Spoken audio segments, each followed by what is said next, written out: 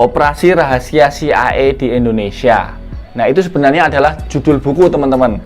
Ini adalah buku baru yang ditulis oleh Mas Henry Isnaini. Beliau adalah seorang redaktur majalah Historia, majalah yang khusus membahas tentang sejarah. Dan ini barusan banget terbitnya, masih fresh dari penerbit. Judulnya Operasi Rahasia CIA di Indonesia, diterbitkan oleh penerbit Kompas ya. Dan sudah bisa dibeli, teman-teman. Buku ini menurut saya sangat komprehensif karena meramu berbagai macam operasi-operasi CIA di Indonesia sejak awal kemerdekaan hingga saat ini. Buku yang cukup langka, dan menurut saya sebagai seorang yang mendalami tentang ilmu intelijen, buku ini layak dikoleksi. Lalu saya kasih contoh lagi ya. Ini teaser buku ini. Pada halaman 130, agen CIA merampok Bank Indonesia. Wah, judulnya menarik ini. Ini kejadiannya ternyata terjadi pada 20 Desember 1950. Saat itu namanya belum Bank Indonesia menurut buku ini ya. Tapi namanya Yava Sebang. Yava Sebang cabang Surabaya. Jadi dirampok sebesar 4 juta rupiah saat itu, atau senilai 500.000 dolar saat itu ya. Oke, yang merampok itu namanya Verips. Nah, ternyata Verips ini adalah belakangan diketahui dia adalah seorang agen CIA. Uang hasil rampokannya dimasukkan ke jerigen, kemudian dibawa keluar dari Indonesia oleh salah satu frigat Belanda yang masih tersisa di galangan kapal Angkatan Laut Surabaya. Namun rencana itu berhasil digagalkan dan Verips ditangkap oleh seorang polisi militer Indonesia bernama Sutikno Lukito Disastro. Wah, mantap nih. Kemudian Kolonel Sutikno belakangan menjadi atase militer Indonesia untuk Amerika Serikat. Wah, menarik. Jadi buku ini memang lebih banyak menceritakan sejarah ya, karena Mas Henry ini memang dia berpengalaman dalam menulis sejarah. Masih dalam buku ini menarik juga nih, judulnya CIA, Soekarno dan Film Porno. Wah, ternyata Presiden Soekarno saat itu pernah menjadi sasaran operasi CIA yang kemudian mencoba memfitnah beliau dengan menggunakan trik-trik kotor ya. Jadi di sini dituliskan CIA merancanakan sebuah produksi film porno dan foto-foto yang seolah-olah menggambarkan Soekarno sedang berada di tempat tidur bersama seorang pramugari dari Rusia. Setelah selesai rencananya, film-film dan foto tersebut akan dikirim secara anonim melalui saluran berita ke negara lain.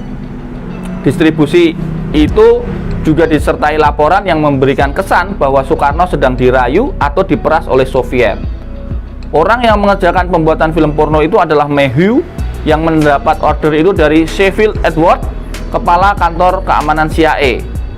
Namun menurut Geoffrey, orang yang menelurkan ide itu adalah Samuel Halpern, seorang pejabat CIA di Divisi Timur Jauh dan Deputi Direktorat Perencanaan CIA. Wah, luar biasa ya. Jadi ternyata presiden kita pertama, Pak Karno itu pernah menjadi sasaran operasi intelijen gelapnya CIA, yang kemudian difitnah gitu ya. Difitnah seolah-olah berbuat mesum, seolah-olah berinteraksi dengan wanita Soviet. Dan ini diceritakan di buku ini bagaimana kemudian mereka mencari pelaku untuk wanitanya, ya kan. Kemudian ini diceritakan juga bagaimana mereka mencari orang yang wajahnya dan posturnya mirip dengan Pak Karno. Wah, luar biasa sekali. Luar biasa sekali. Nah, lagi ya teman-teman ya. Wah, ini Mas Henry, ini saya bukan membongkar semua bukunya ya. Jadi tapi hanya teaser-teaser aja, Mas. Semoga teman-teman yang nonton video ini jadi kemudian tertarik ya, kemudian mencoba mencari bukunya sebagai bagian dari koleksi informasi intelijen yang cukup berguna. Saya lanjutkan ya, ini tentang penculikan kepala stasiun CIA pada halaman 193. Ini yang diculik namanya William Francis Buckley. Nah, ternyata Buckley itu pada saat diculik, dia jabatannya adalah perwira CIA yang sedang bertugas di Beirut, Lebanon. Dia diculik pada 16 Maret 1984 dan meninggal dan disiksa oleh penculiknya. Kemudian dia meninggalnya pada 4 Oktober 1985. Cukup lama ya diculiknya itu. Kemudian dia diberikan penghargaan tertinggi yang disebut dengan bintang Memorial Wall dan Distinguished Intelligence Cross ya. Dia termasuk pada bintang ke-51 pada Memorial Wall di CIA.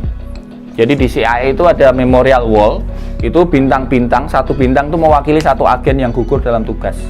Nah, si Buckley ini adalah agen ke-51 yang gugur dalam tugas. Apa hubungannya dengan Indonesia?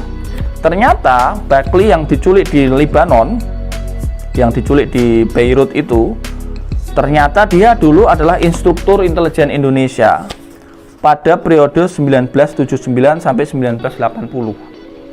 Dia melatih perwira-perwira Bakin untuk metodologi perlindungan VIP dan manajemen insiden. Wah, ternyata kursusnya petinggi Bakin saat itu ya, periode 1979-1980, yang melatih adalah perwira CIA namanya William Buckley. Nah, William Buckley 4 tahun setelah melatih di Indonesia, dia ditugaskan di Lebanon dan meninggal diculik oleh teroris di sana. Nah, Mas Henry ini tidak hanya menulis sejarah ya, tapi juga mereview situasi terbaru. Misalnya pada bab-bab akhirnya, pada bab 35, misalnya dia menulis tentang data CIA tentang milisi ISIS dari Indonesia. Rupanya memang CIA itu pendataannya lebih detail ya. Jadi ternyata ada perbedaan data antara data CIA dengan data pemerintah Indonesia tentang milisi ISIS yang sekarang berada di Suriah. Nah, ini dikupas oleh Mas Henry di halaman 204. Juga dia menuliskan tentang bagaimana Indonesia dan menggunakan alat-alat yang bernama crypto AG, dan ternyata itu mudah disadap. Waduh, menarik juga ini. Oke teman-teman, jadi saya kira buku ini overall operasi rahasia CIA di Indonesia sangat-sangat layak untuk dikoleksi teman-teman.